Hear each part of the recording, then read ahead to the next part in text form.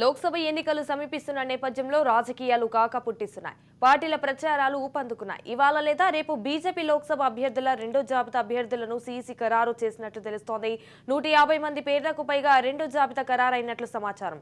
అయితే తెలంగాణ, కర్ణాటక, మహారాష్ట్ర, గుజరాత్, పంజాబ్, హర్యానా, ఒడిశా, బీహార్, ఢిల్లీ సహా పలు రాష్ట్రాల్లో లోక్సభ స్థానాలకు అభ్యర్థుల ఎంపిక పూర్తి అయినట్లు సమాచారం. ఇక తెలంగాణలో మెదక్, పెద్దపల్లి, నల్లగొండ, ఖమ్మం, మహబూబ్ నగర్, మహబూబాబాద్, వరంగల్ స్థానాలకు అభ్యర్థులను ఖరారు చేసినట్లు సమాచారం తెలుస్తోంది.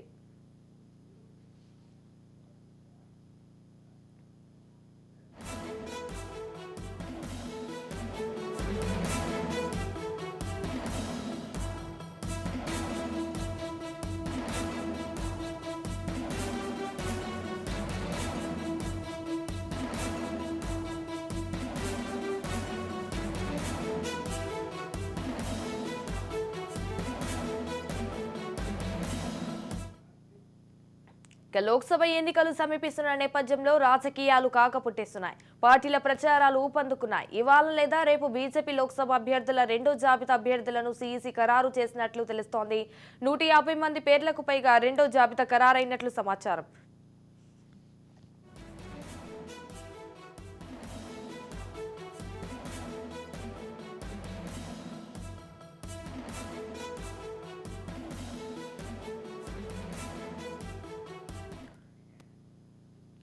ఇసుక లోక్సభ ఎన్నికలు సమీపిస్తున్న నేపథ్యంలో రాజకీయాలు కాక పుట్టిస్తున్నాయి. పార్టీల ప్రచారాలు ఊపందుకున్నాయి. ఇవాళ లేదా రేపు బీజేపీ లోక్సభ అభ్యర్థుల రెండో జాబితా అభ్యర్థులను సీఈసీ ఖరారు చేసినట్లు తెలుస్తోంది.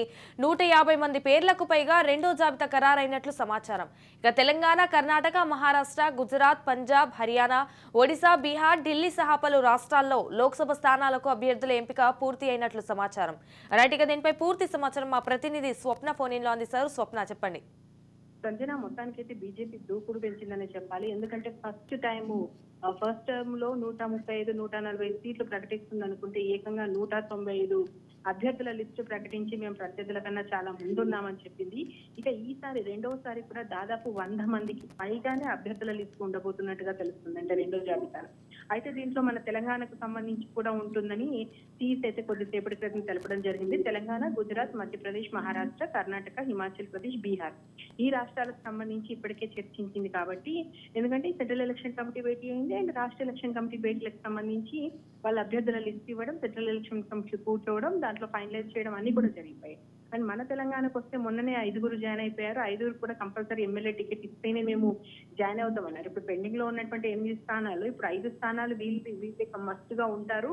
వాళ్ళు సీట్ ఇస్తేనే జాయిన్ అవుతామన్నారు కాబట్టి వాళ్ళు అలాగే ఉంటారు. ఇక మహబూబ్ నగర్ సంబంధించి డీకేఆర్ పేరు కానీ, అదేవిధంగా మెదక్ సంబంధించి రఘునందన్ పేరు కూడా దాదాపు ఖాయమైనట్టుగా తెలుస్తుంది. సో ఈ లెక్కన చూసుకున్న తెలంగాణకు సంబంధించినటువంటి అందరు అభ్యర్థుల లిస్టు ప్రకటించి ఇటు బీఆర్ఎస్ అటు కాంగ్రెస్ కన్నా ముందుగానే బీజేపీ వెళ్లేటువంటి ప్రణాళికతో అయితే ముందుకెళ్తుంది.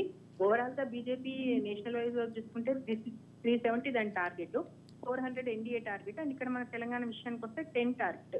సో ఈ టార్గెట్ ని రీచ్ అవడం కోసం ఏం చేయాలి ఏంటి, ఈవెన్ ఇప్పుడు అమిత్ షా కూడా ఆల్రెడీ తెలంగాణకు బయలుదేరిపోయారు. మరి కొద్దిసేపట్లో ఇంపీరియల్ గార్డెన్స్ లో మీటింగ్ ఉంది. At the same time LB stadium లో భారీ మీటింగ్ ఉంది. కాబట్టి ఇంకా ఈ మీటింగ్ లో పూర్తి స్థాయిలో దిశానిర్దేశం చేస్తున్నారు. ఏ రాష్ట్రాన్ని కూడా వదలట్లేదు. ఈవెన్ దక్షిణాదికి సంబంధించి ఇక్కడ ఉన్నటువంటి మనకు తమిళనాడుకి సంబంధించి కానీ, కర్ణాటకకు సంబంధించి కానీ, ఏపీ కానీ, ఇంకా తెలంగాణ అంటే మాత్రం స్పెషల్ ఫోకస్ చేస్తున్నారు. మొత్తానికి మిగిలిన పార్టీలతో అందరితో పోల్చుకుంటే మేము ముందున్నాం. ఈసారి ఫిర్ ఎక్ బార్ మోడీ సర్కార్ రావడానికి ప్రతి ఒక్క కార్యకర్త దగ్గర నుంచి మోదీ వరకు అందరూ కూడా అలుపెరగకుండా పని చేయాలి.